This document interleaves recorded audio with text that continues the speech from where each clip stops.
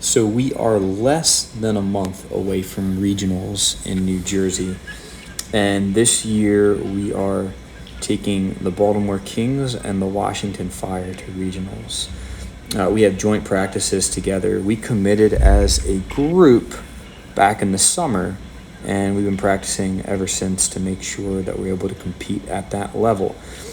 Last year we had a decent showing with the Kings team, but with it winding down and not having many sessions left before we actually go off to regionals, President's Day weekend, today's session we end up playing a lot. Right now you're seeing just going through a passing drill. Gavin ran this drill, and the purpose behind this is just laying it off, find the next pass, just getting some touches in before we start playing. But really making sure that we're playing directly to the players' feet, that we are playing firm, crisp passes that are flat and controllable. We add an element where players are able to turn with a player on their back, recognizing pressure and having someone behind you. So with that, still being able to play accurate passes and recognize a pass is coming immediately back for you to 1-2 with your partner. So right there, that was me 1-2ing. Then we jumped into playing. We played for a bit.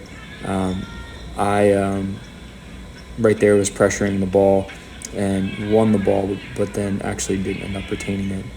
And one of my goals, just like last session, was being able to hold the ball up and making sure that people were to make runs off of me. Right there, I just held the ball and we were able to score off of it.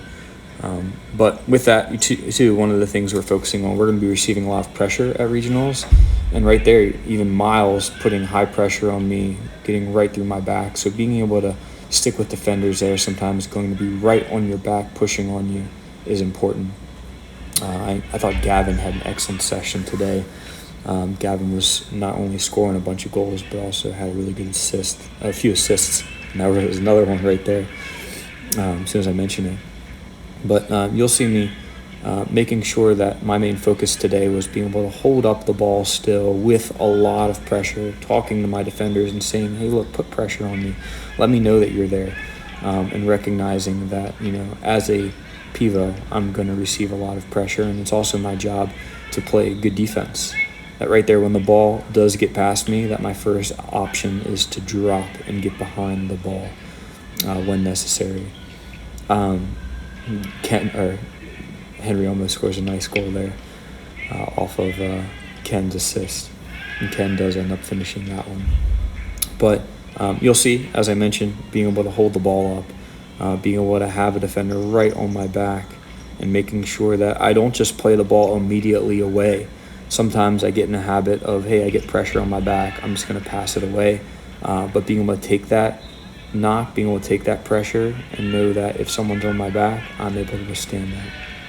Great goal scored by Henry there. I was able to hold the ball and lay it off for him to get a good shot off. But overall, I was really happy with my performance in this session, although I had some sessions here or there where I'm looking back and thinking what I could do better on. I was pretty happy with overall how I played today. There's days where I'm pretty upset with how I played, or I felt like I could have done better or been more consistent with certain things. The thing I always strive for is consistency in the way that I play. Right there, I was able to win the ball. But as you see, still posting up, the guy on my back. I do want higher pressure. I want whoever's guarding me to be right on my back. What Gavin did was he stopped the session. He stopped us playing. We practiced a little bit, then we played, and then we went back to practicing, and then went back to playing at the end. So this is just a drill that Gavin had in order to have someone in the middle that's taking only 1 or 2 touches and then being able to play up. So I was able to get a lot of pivot play. And if you look at how low I'm consistently getting in order to box them out. In a way, I come from a basketball background, and I think that's what helps me a lot in futsal and arena soccer, posting up.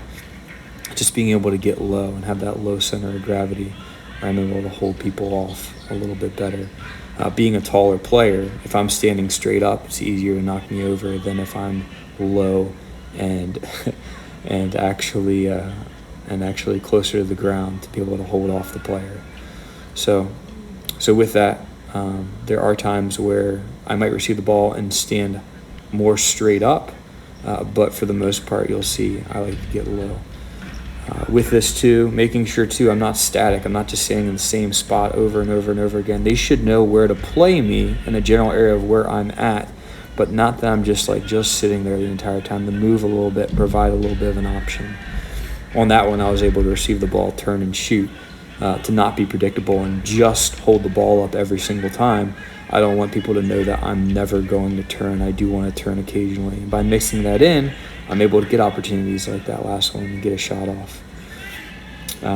Right here, Brandon knows that there are players too that know how to play me a little bit better, and they'll take a step off just to maybe sometimes get around me. But my goal is that if they are one step behind me and aren't super tight to me, that if a player plays me, if I do get the ball, that I know that someone will immediately be coming right then, even if I don't feel that pressure. So with that, making sure too I'm not just in one static location. I am checking wide every once in a while to be a back post option. If a player is running right at me with the ball, I'm not just going to stand there and let them run past me, but being able to provide a back post tap in option. So even here, I'm looking for the ball, moving a little bit side to side, finding the runner and playing him. That was one touch there.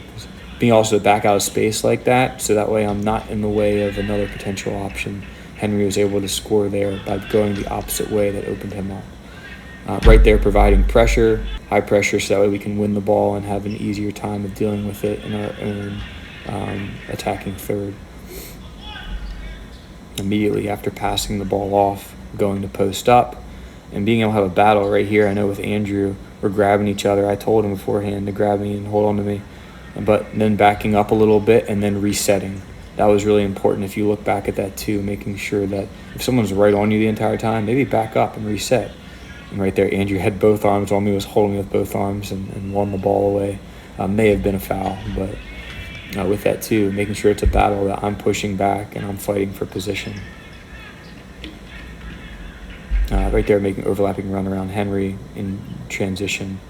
To Giannis too, right here, posting up, getting low. Watch him almost sitting on his knee, right? And he can't get around me, being an option, laying off to Ken for the shot and goal. So making sure that every single time I step on the court, I'm doing something to get better, that I'm not just going to practice and just staying where I'm at, that I have a focus, a specific objective. At the end of practice, cooling down, having conversation with other players. And right there, we were talking about hold-up play. We were talking about runs that we make off of one another. Ken and I sometimes have very specific conversations, and that goes with all different players, but making sure that we're on the same page, especially going into regionals. There's not a lot of time left before we head there, and we want to be as properly prepared as possible. So you see several side conversations going on after training as well.